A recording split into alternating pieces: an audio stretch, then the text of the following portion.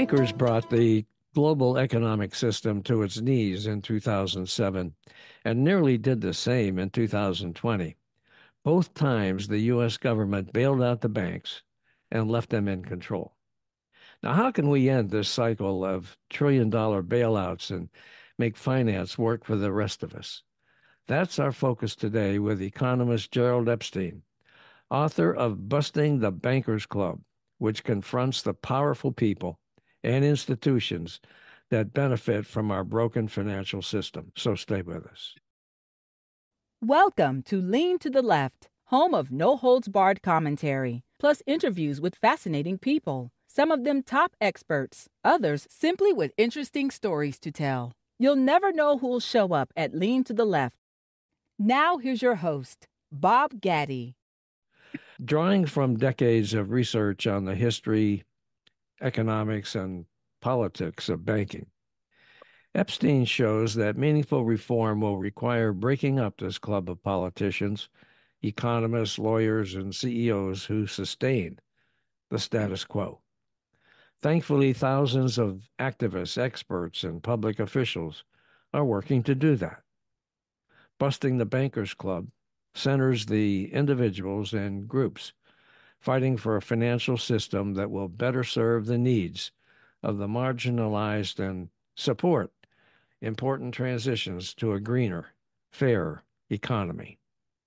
Epstein is professor of economics and a founding co-director of the Political Economy Research Institute at the University of Massachusetts Amherst.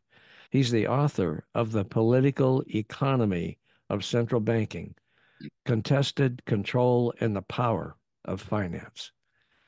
Thanks for being with us today on the Lean to the Left podcast, Mr. Epstein. Well, thanks so much for having me. It's a pleasure to be here. Thank you.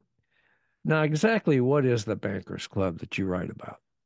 The Bankers Club is a set of allies that the bankers cultivate to protect them and to support them in their attempts to gain more power and more wealth in our economy. The bankers need the Bankers Club because banks are very unpopular in America. Poll after poll shows that Americans don't really have much faith in the banks. They don't like the big banks, especially. And so they need allies to protect them in Congress, to push for legislation that helps them to protect them in the courts and so forth. So who are the members of the Bankers Club? Of course, the bankers themselves, and I'm talking mostly about the big bankers like JP Morgan, Bank of America, et cetera. But it's not just them. It's the Federal Reserve System. I call the Federal Reserve System the chairman of the club. They're the most powerful financial institution in our economy, and by and large, they support the banks. In addition, it's the regulators, many of the financial regulators, like the Office of Control of the Currency, the Securities and Exchange Commission, et cetera, typically, though not always, support the banks, help them make loopholes in regulations and so forth to enhance their profits. Then there are the lawyers who help do this with the regulatory agencies and elsewhere and work for the banks. And even some non-financial corporations like General Electric and US Steel and so forth, more and more are siding with the banks through organizations like the Chamber of Commerce and so forth. And finally, even members of my own profession, the economists, some of them are big allies and supporters of the banks. And so this whole group, which I call the Bankers Club, is really the group that sustains the power and wealth of the banks. And in order to change our financial system, we have to break up or bust up this Bankers Club. Okay, so what's their goal and objective? The first thing, of course, for the mega banks is to increase their profits, their wealth. And the way to do that, in their view, is to minimize government interference with their operation. And better yet, even, to subsidize their operations. We can see the subsidies in all kinds of ways. The big banks, they have access to easy liquidity and emergency lending from the Federal Reserve. When the big banks get in trouble, like they did during the great financial crisis, the Federal Reserve and the Treasury typically comes in and bails them out. But they also seek support from the Treasury Department, the Federal Reserve, in their attempts to influence global financial regulations and global geopolitical treaties and so forth to help them get more business in Latin America or in China or elsewhere. What they want is more power, more wealth, and that's what they want the Bankers Club to help them out with. So it's all about money, just like everything else. Well, money is at the root of it for sure, and certainly in a capitalist system, it's really at the root of so much. Yeah, for sure. Now, in your very first chapter of the Bankers Club, you say that the positive face of finance is crucial to the well-being of a modern capitalist economy like ours. But all too often, the destructive face of banking and financial markets takes over. What do you mean by that? Yeah, so in the first chapter, I call it the Jekyll and Hyde of finance. Right. I, I look back at the old Robert Louis Stevenson story about Jekyll and Hyde. There was Mr. Jekyll, who was an upstanding member of the community, a doctor, very well respected, who had this strange relationship with Mr. Hyde, who was a murderous scumbag, to put it mildly. And Like some of the they, bankers. Oh, sorry. and somebody was looking into these murders that Mr. Hyde had made and trying to figure out who had done it. And finally, in the end, discovers that Jekyll and the Hyde and Hyde are the same person. It's the Uh, two faces of the same human being. And in a sense, our financial system is like that. On the one hand, every economy needs a financial system of some kind. We need it to have some place to park our savings, and we need a system to help us make our payments. We use checks, we use credit cards, we use money, a financial system to loan us money when we have long-term big investments we need to make for a house or to save for higher education or retirement, and for businesses to borrow money to build plant and equipment and so forth. So a well-functioning financial system really is important for any kind of economic system, and especially a capitalist economic system. And the great thinkers of economics have all understood that.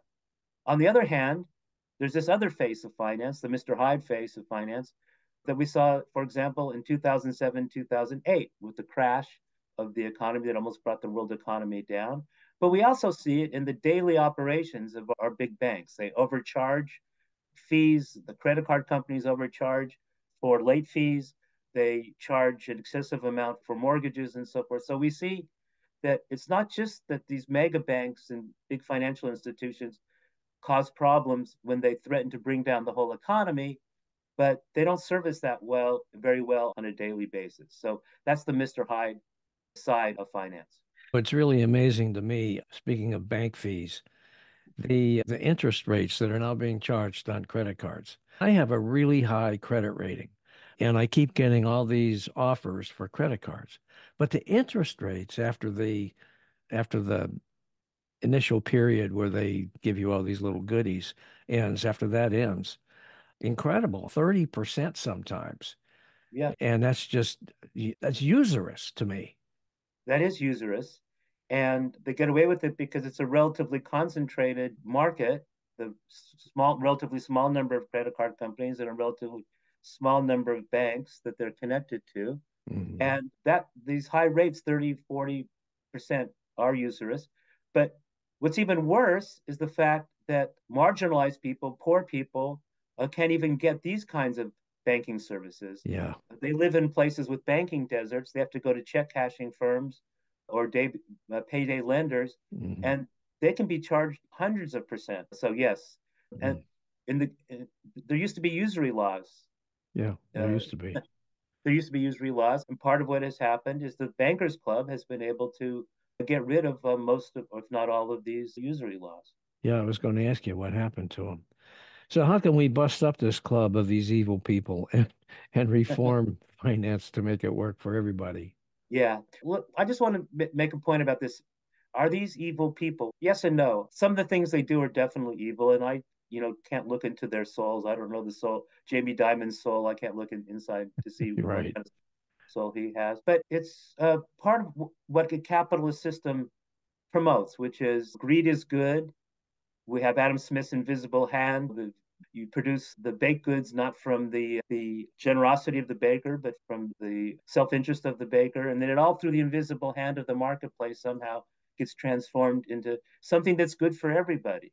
That's the free market, laissez faire, Milton Friedman kind of idea. But one thing that has happened, you need, and Adam Smith understood this, you need some kind of moral, ethical, legal constraints on this kind of greed seeking. And you need to have some kind of regulation of this, both through our ethical norms, but also through laws to prevent this from getting out of hand. And as one of my students put it, the way our financial system works now is that greed has become weaponized. It's become weaponized by those with money and power to make sure that most of the wealth accumulates to them and relatively little accumulates to everybody else. Yeah, evil people, I'm not sure, but it's an evil system for sure, the way it's operating now. So the question is, to get back to the question is, what can we do about it? And that's where the club busters come in. So my book is about, as you said at the beginning, not just about the bankers club, that is this group of powerful allies that the bankers have, but it's also about those individuals and groups that have tried to fight against this system and to reform it. And so in my book, I spend quite a bit of time talking about these different groups and some of these different individuals. I've interviewed a number of them. I've participated in some of these activities. So Right. this is a really important part of the story. Okay. A minute ago, you said that the Federal Reserve is the chairman of the Bankers Club. Explain what you mean by that. So the Federal Reserve, which is our central bank, has always had a soft spot for the bankers. When the Federal Reserve was when the Federal Reserve was created in 1914, it was actually explicitly in the legislation, explicitly actually owned by banks. That is, banks put up the capital. There's a series of regional Federal Reserve banks that Mm. the banks owned, and they were on the boards of directors of these banks. Oh, And so from the beginning, the role of the Federal Reserve was really to promote the interests of the banks and help stabilize the economy and the financial system to help them and indirectly, presumably, to help the rest of the economy. After the Great Depression, some of this power was taken away from the regional banks and the bankers themselves and put more in Washington and the Board of Governors of the Federal Reserve. Yet banks still retained a special position in the Fed. Now, even to this day, when this formal ownership isn't very important, it's more of a political process, the Federal Reserve tends to see the world through what I call finance colored glasses. That is, they see the world through the way the bankers see the world, especially the big bankers. Why is that? It's partly because they have to operate through the banks when they make their monetary policy, when they set their interest rates, for example. They need the banks to pass these interest rates along so that it'll affect the whole economy. When they operate in the foreign exchange markets or in the global financial, they have to buy and sell securities through the banks and so forth. They need the banking system to be a transition mechanism for their policy. That's one reason. But there are more perfidious kinds of reasons as well. There's the revolving door. That is, many members of the Federal Reserve, top officials and staff members, either come from the banking community or after they're done with their public service, they get high paying, lucrative jobs in the banking system. So there's a self interest involved here as well. Finally, and this in some ways is, I think, the least understood point, the Federal Reserve likes to have its own autonomy. We have this idea of the independence of the Federal Reserve. We want the Federal Reserve to be an independent financial institution. It'd be like saying we want the Pentagon to be independent of the government, or we want the State Department to be independent of the government. yeah. And people say we need the Federal Reserve to be independent of the government, which I think is a crazy idea. But the Fed likes that. And the way that they sustain their independence from the government is they have to have an ally, a constituency to help protect their independence. And whenever their independence is threatened by Congress or by the president, they turn to their bankers and say, hey, you go lobby them and tell them to leave us alone. So that's Right. another reason why they depend on the banks. So that's why they see their policy through finance colored glasses. Meanwhile, the average person, and I would consider myself to be an average person, assumes that the Federal Reserve is in their corner, that they're looking out for them, that the Fed is fighting inflation, let's say, for the good of the average person. But that's not true, is it? That's not true at No, all. it's not true at all. Now, of course, inflation does hurt people depending on the rate of inflation. It also depends on how fast wages are going up for the average person. But the trick is the Federal Reserve has been given a dual mandate, two jobs by the Congress. Mhm. One is to keep prices stable, but the second is to maintain high levels of employment. And the thing is, when we have an inflation, the way that the Fed tries to fight inflation is by raising interest rates, reducing demand for goods and services, and throwing people out of work. That is, raising unemployment. So they fight inflation on the backs of workers, basically. That's their strategy.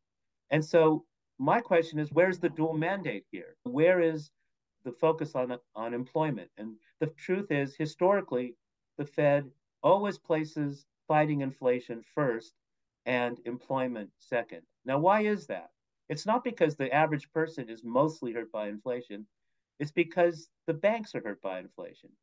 Banks are in the business of lending out money and getting money back later. They want to make sure that the money that they get back after a year or 2 years or 3 years is worth at least as much as the money they lent out. And when there's a high rate of inflation, the money that the bankers get back is worth less. On the other hand, borrowers are happy to pay back their borrowing with money that's worth less 2 or 3 years down the road. So debtors actually benefit from inflation. Creditors lose from inflation. So the Fed has always focused on protecting the lenders or the creditors, the wealthy people, and not protecting the borrowers who tend to be middle class and working class people. I've always, every time the Fed increases interest rates in order to combat inflation, it always seems to be counterproductive to me. I just don't understand how by raising the cost to people, that can be seen as reducing inflation. Help me, please. You've got it. You've really hit an important point. I don't know if you're probably not old enough to remember the old Wright Patman, the Texas congressman, Oh, populist Texas, yeah, I am. I do. and he's the one who used to really he was the head of the banking committee for quite a Yeah, while in Congress. right. He used to really drive this point home to the Fed. He said, "Look, what are you doing? You're trying to lower costs by raising costs. That doesn't make any sense." Yeah. And the fact is, when the Fed raises interest rates, raises the cost of mortgages, it raises the cost on credit card debt, it raises the cost on borrowing more generally. And that credit is an intermediate product, it's an intermediate good that is used in the production of everything. So when that goes up, then that raises prices. Now, if you're a company with a lot of market power, then you can pass along that increased cost on to consumers. But if you're a small business person or you're a less well-off home buyer, you can't pass that cost on to anybody else. It just affects you. So it's really counterproductive for the Federal Reserve to raise interest rates to fight inflation unless inflation is getting so high that it's really dramatically harming the economy. It would be much better for the Federal Reserve to figure out what is the source of inflation. So, for example, in the most recent inflation case, it was the supply side problems. The supply chains got messed up because of COVID. The Russian invasion of Ukraine messed up the food markets and so forth.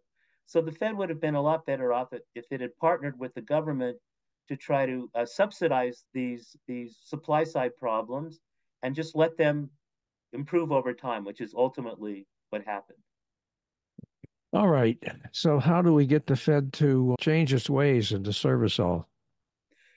It's not easy, but again, it comes back to this issue of the club busters. That is, there are groups out there who, for many years, have been trying to democratize the Federal Reserve. That is, what they mean by that is by getting more influence from working class people, from unions, from middle class Americans in the power structures of the Fed.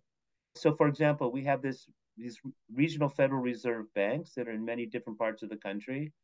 So there have been groups like Fed Up and other groups. The FLCIO at a certain point worked on this to try to get more labor and community people on the boards of these regional Federal Reserve to try to get them to pay more attention to the needs of these peoples in these communities.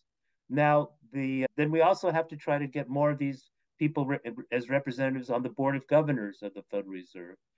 And there's been some progress there. President Biden did appoint a number of people who are on the more progressive end of the spectrum to the board of governors of the Federal Reserve. So that will help as well. And there are a number of other factors, but we just need more representation from non-bankers and small bankers and community bankers and working class people in these Federal Reserve institutions. So Okay. that's one thing. Okay. There's a lot of distrust about the way things work today with CEO pay so high, nearly 400 times higher than the typical voters pay. And I think that's part of why Donald Trump has so many supporters, because people are just generally pissed off and don't trust the system the way it currently is, and he feeds into that. What can be done about it? I agree with your point that I think that a lot of people are just very distrustful of the government, and they don't see the government really bringing these powerful actors under control. Right. And there's been such a huge increase in the inequality with all the income and wealth flowing to the top, including to the CEOs. Now, the paradox, of course, is that Donald Trump is just going to make that worse. He did last time he was in office in Mhm. 2016. He tried to raise the income and wealth of the top 0.01%. But to get to your point, what can be done about this problem of rising inequality? First of all, we have to understand the political configuration here. The CEOs of these big non-financial corporations are, for the most part, members of the bankers club. The bankers and the non-financial CEOs are in the same club now. That wasn't always the case. In my book, I talk about the Great Depression and the New Deal from the put together by the federal administration. And at that point, after the Great Depression, FDR and the New Dealers were able to bust up the early bankers club. They passed in legislation like the Glass-Steagall Act and so forth that separated investment from commercial banking, broke up the big banks. And a lot of the CEOs of non-financial companies, steel companies and so forth, they sided with FDR on this. They were fed up with the bankers. They said, look, you helped to cause the Great Depression. We don't want to be in your camp anymore. We're going to regulate you and make sure that doesn't happen again. This time, after the great financial crisis of 2007, 2009, and they were trying to push, Obama was trying to push through the Dodd-Frank legislation, the CEOs of these big corporations, they sided with the banks. They didn't side with the Obama administration. Why Mhm. is that? It's because these companies, their CEOs have amassed a huge amount of wealth, and they want the bankers to be able to manage their personal wealth in such a way that they can avoid taxes, they can move the money overseas, they can get special deals with IPOs and other kinds of special deals with financial arrangements. So they're really in cahoots with the big banks, and they have formed this kind of wealthy group of the top 0.01%. So, how to bring it under control?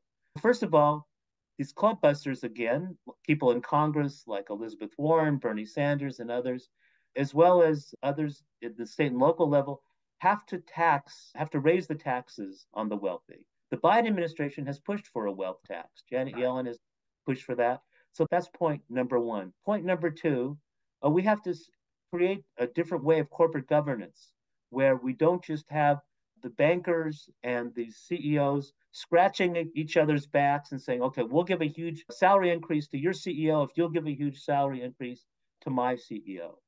And finally, we need to really reduce the wealth and income of the bankers themselves who are driving up all of these CEO pay raises as part of a financial fight to raise the wealth and power of the top 0.01%. So we've got to bring the bankers under control as well. Okay. A lot of this over these overall financial issues affect racial issues, I think, right? Yeah, We're do. talking about racial inequality that occurs, wealth inequality, I guess you would say. Yeah, that's for sure. And of course, we know that banks redlined Black neighborhoods in the 1940s, 50s, and 60s. This was all in cahoots with a racist economic policy by the US government, but it made it very difficult, if not impossible, to get capital invested into poor Black communities. And they were in cahoots also with real estate agents that were trying to drive Blacks out of white real estate neighborhoods and into ghettoized Black neighborhoods and so forth. There was an attempt to improve the situation in the 1980s and 90s with the Community Reinvestment Act and with fair housing laws under President Johnson and then later in those decades. The Community Reinvestment Act said to banks, if you want to merge, if you want to grow, you get permission from the US government to do that, you have to start investing more in these poor communities, in these African American communities and so forth. Now, what happened over time is that there were loopholes in the Community Reinvestment Act. It was made less effective. But just recently, under the Biden administration, there have been new rules beefing up of the Community Reinvestment Act to try to get more credit and capital into poor communities, including African American communities, Hispanic communities, and so forth. But the Bankers Club, once again, is fighting this. They've brought cases against the Community Reinvestment Act to their favorite judge in Texas, who is trying to put a stay on the Community Reinvestment Act. And so once again, the banks are fighting this tooth and nail.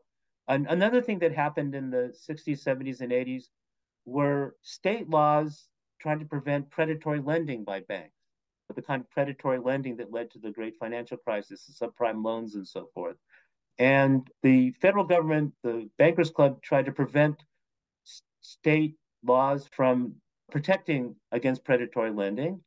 Now, once again, when there's an attempt to beef up these anti-predatory lending laws at the state level, once again, the Bankers Club is bringing lawsuits, which is coming now before the Supreme Court, that will say states cannot control predatory lending. Once again, the banks are fighting against all of these attempts to get fair and lending into communities of color, of more investment into communities of color. And in order to support these kinds of laws, once again, we have to try to bust up the Bankers Club. Okay.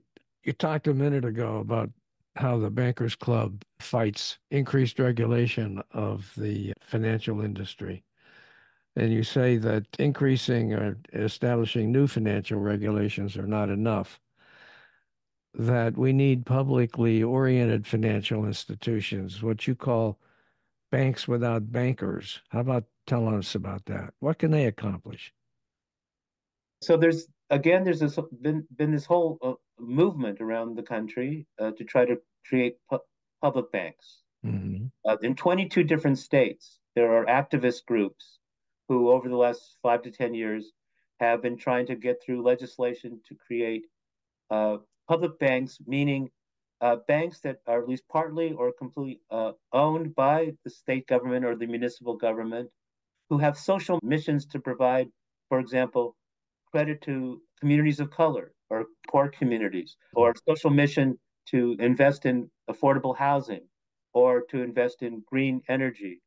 And it's been very difficult to get this legislation through these state governments. But one place where it's been very successful so far is California, where in 2019, the governor and the legislature passed a banking law which allows communities to create public banks. And typically what happens is that the government will put in their excess cash as working capital in these banks. They might give an upfront capital infusion into these banks, and then they will be able to lend directly or indirectly for these social missions.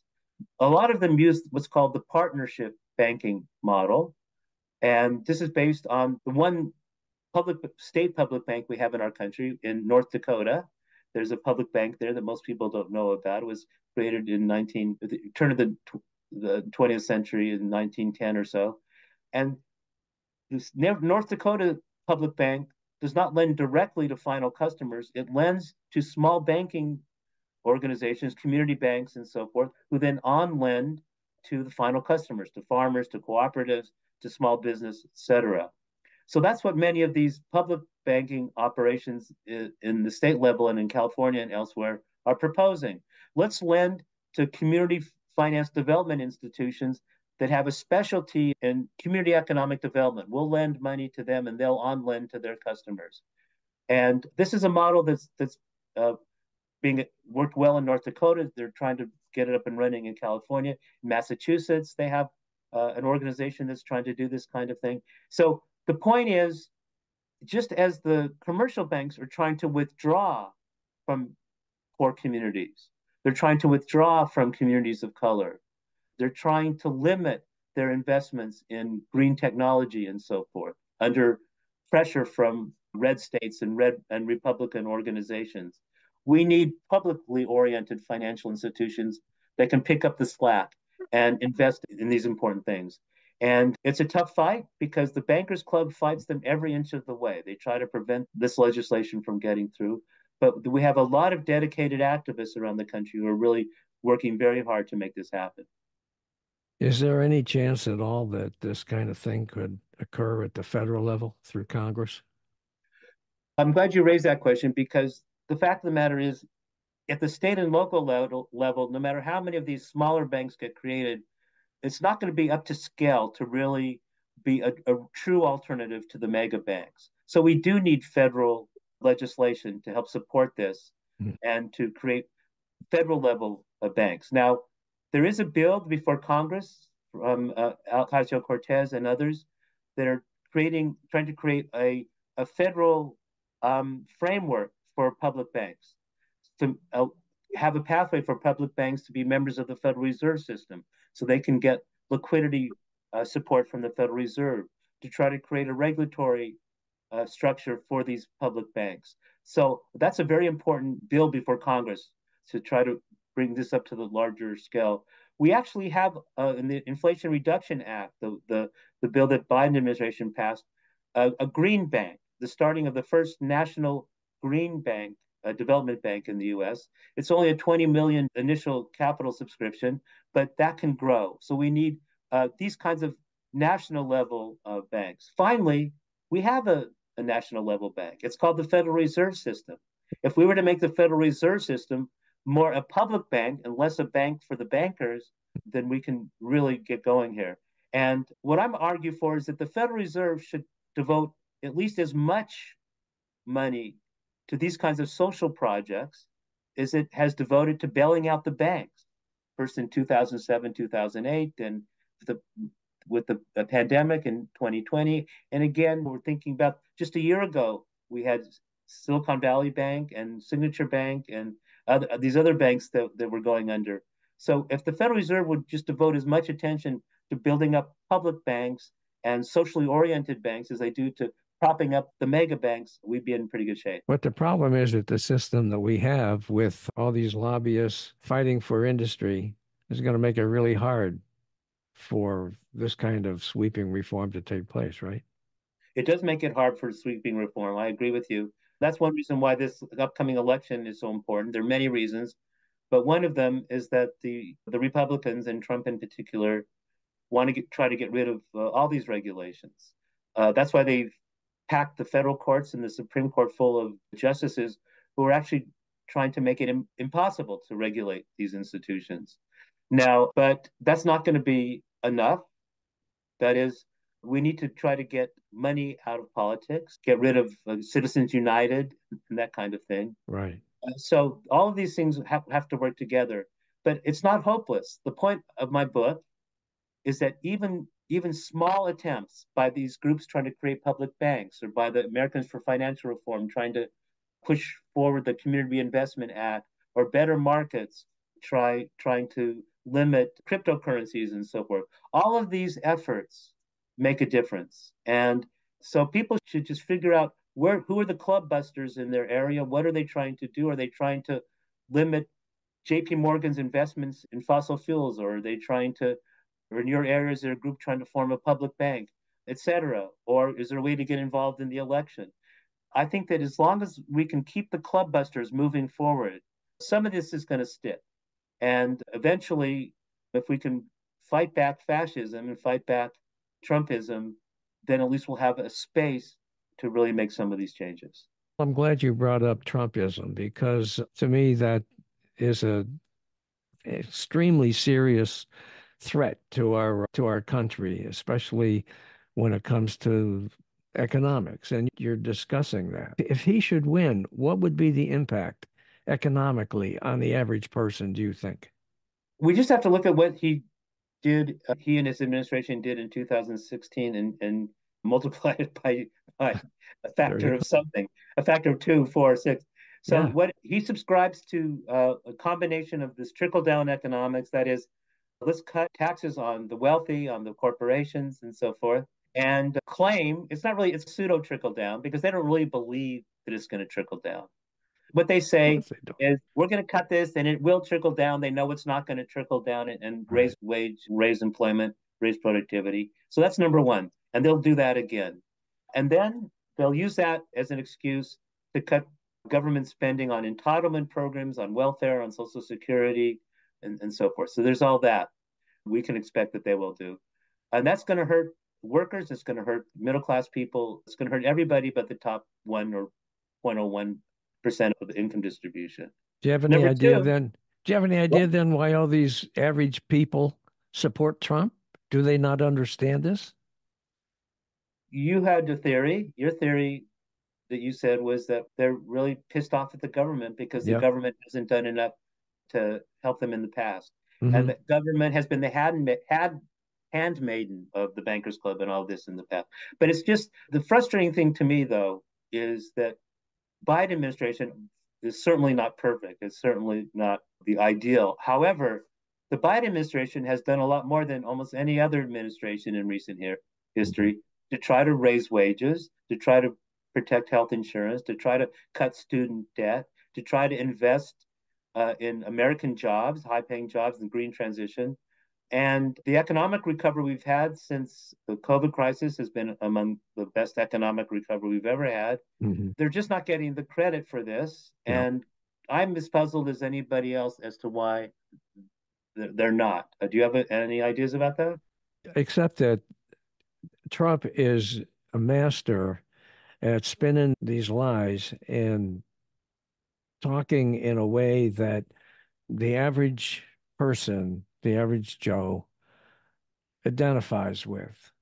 And in his own simplistic ways, he convinces people who don't have the knowledge or ability or interest or whatever to do any kind of background checking or research on their own to understand what really is happening. Instead, they just listen to this guy. He's like a snake oil salesman, and they believe him. To me, it's just pretty simple. I live here in South Carolina, and I just cannot believe the people who live in broken down trailers and they have giant Trump banners out front. I just don't. Yeah.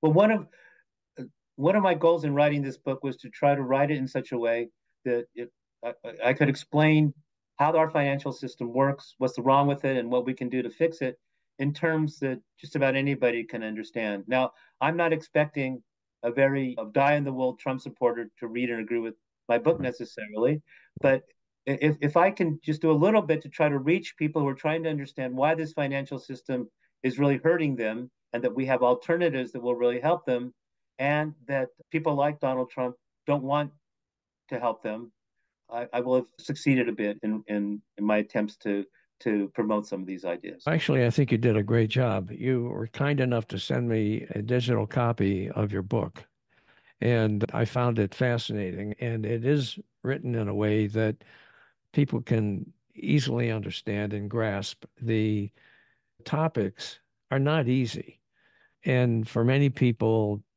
maybe a little bit boring. But the fact of the matter is that unless changes are made, the money people are just going to stay in control. True? That's right. That's absolutely right. And that's why I think everybody from Trump voter to the Biden voter to in between Yeah. has an interest in trying to make these changes. Yeah. Okay. Having said that, where can people find your book? I know it's on Amazon. Yeah, but they're also, you can go to the University of California Press website, and there's a whole Mhm. list of other places, including independent booksellers Okay. that you can buy. PAL Books, all the Okay. independent booksellers have it. Okay. Is it in digital form, audiobook, any of that or what? Yeah, so you can. There's an electronic version. If you go to the University of California Press, put in Bankers Club, Mhm. you can buy an ebook, Okay. and there's a audiobook being made at this moment, and I'm not sure when it'll be out, but it should be out hopefully by the summer. Very good. All right. Gerald Epstein, thank you so much for being with us on the Lean to the Left podcast. Thanks a lot for having me. This was a lot of fun. I appreciate it. Hey guys, thanks for watching. I hope you enjoyed this Lean to the Left video and you found it interesting and informative. Please visit on a regular basis and check out our interviews with guests on topics that focus on progressive politics and the important social issues of our time. Now, our interview shows stream on Mondays with special episodes on Thursdays. And you can check out upcoming shows, guests, and topics at podcast.leantotheleft.net. Subscribe to our audio version there and to our video shows here at YouTube. And follow us on social media. Facebook at Bob Gatty and the Lean to the Left podcast. Now it's two. Bob Gatty is one Facebook page, and the Lean to the Left podcast is a second Facebook page. Twitter at Lean to the Left 1. Instagram at Lean to the Left 1. TikTok at Lean to the Left. LinkedIn at Bob Gatty. And YouTube at Lean to the Left. Now, I hope you'll support Lean to the Left as well so we can keep things going. Just click on the Donate tab at the top of the leantotheleft.net homepage and contribute by buying me a cup of coffee. That'll really help and would be much, much, much appreciated. Now, this is Bob Gatty signing off for Lean to the Left. Thanks for sharing your time with us.